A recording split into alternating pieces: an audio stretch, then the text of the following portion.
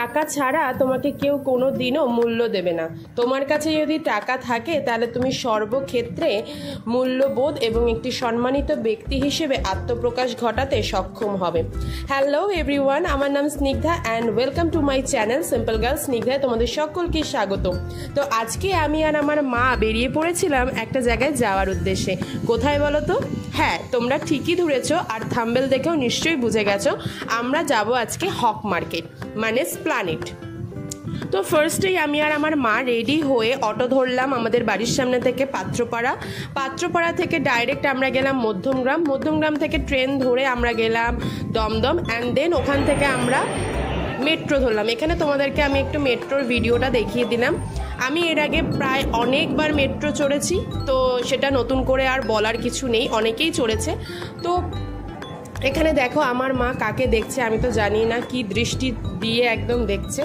তো তারপরে প্ল্যানেট থেকে আমরা ওখানে নামলাম এবং সেই তোমরা হক মার্কেটে কিভাবে যাবে না যাবে সেটাই আজকে একটুখানি এলাবোরেট করে ডেসক্রাইব করব। তো ফার্স্টে তোমাদেরকে বললাম যে দমদম থেকে আমরা মেট্রো ধরলাম, সেখানে থেকে আমরা প্ল্যানেটে নামবো। তো এখানে দেখো আমার সাথে সবসময় একটা জিনিস হয়, আমি মেট্রোতে উঠেই নাগরিক মানে যারা কি বলে বয়স্ক বা প্রতিবন্ধী ব্যক্তিদের জন্য যে সমস্ত সিটগুলোকে সংরক্ষিত করা হয় আমরা গিয়ে ওখানটাতেই বসি। তো যাই হোক, আমাকে তো উঠিয়েই দিল, আমার মাকে ওঠালো না। তো তারপরে আমরা প্ল্যানেটের 6 নম্বর গেট থেকে বেরিয়ে তোমাদেরকে এখানে আমি শো করালাম। তো 6 নম্বর গেট থেকে বেরিয়ে পুরো বাঁ দিকে দেখবে একটা রেড রঙের বিল্ডিং রয়েছে, এই যে সোজা বিল্ডিংটা, এই রাস্তা ধরে একদম সোজা যাবে, পুরো রেড রঙের বিল্ডিংয়ের সামনে দিয়ে দাঁড়াবে, পুরো একদম সোজা গিয়ে ওখানে দাঁড়াবে, দাঁড়িয়ে তোমরা দেন রাইট সাইডের পুরো সোজা গলিটাকে ধরবে। রাইট সাইড দিয়ে দেখো এখন আমি যাচ্ছি, এই যে রেড বিল্ডিংটা তোমাদেরকে দেখিয়ে দিলাম। এবার রাইট সাইডে ঘুরবো আমি। এ দেখো বিল্ডিংটা কিন্তু অনেক পুরনো দিনের বিল্ডিং আর অনেকটাই পুরনো, মানে এই হক মার্কেটটা যে নাম হয়েছে এখানে প্রচলিত আছে যে আগে মানে ব্রিটিশরা যখন এসেছিল হক সাহেব বলে একজন এখানে থাকতেন, মানে তারই এখানে শাসন চলতো, তো তার থেকেই এই মার্কেটের নাম হয়ে গেছে হক মার্কেট, ঠিক আছে। তো এখানে দেখো আমি ডান দিকে কিন্তু চলে আসলাম। এবার ডান দিকে গিয়ে তোমরা একটুখানি হেঁটে যাবে, তোমাদেরকে মিনিমাম 2 থেকে 3 মিনিট মতো হাঁটতে হবে। আর এখানে তোমরা কি না পাবে ভাই রে ভাই, জামা থেকে শুরু করে প্যান্ট জুতো এভরিথিং তোমরা এখান থেকে কিন্তু পেয়ে যাবে, জুয়েলারি। আর এইটা হচ্ছে হক মার্কেটের ভেতরটা, ঠিক আছে।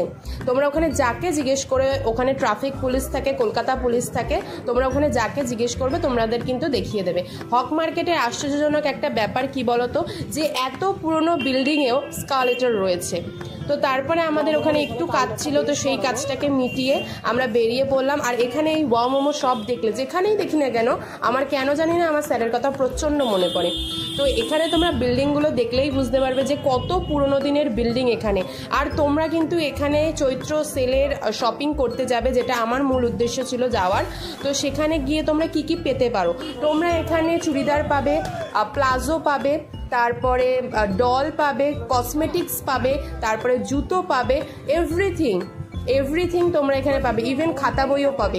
আর খাবার দাবার তো অবভিয়াসলি এখানে একটা মার্কেট যেহেতু সেহেতু একটা প্রপার যেরকম মার্কেট হয় সেটাই রয়েছে। খাবার দাবারের দোকান এখানে কিন্তু ব্র্যান্ডেড যেমন জিনিসগুলো রয়েছে তেমনি নন ব্র্যান্ডেডও জিনিস রয়েছে। তো তোমাদের বাজেট অনুযায়ী তোমরা ব্র্যান্ডেডও নিতে পারো, তোমরা নন ব্র্যান্ডেডও নিতে পারো।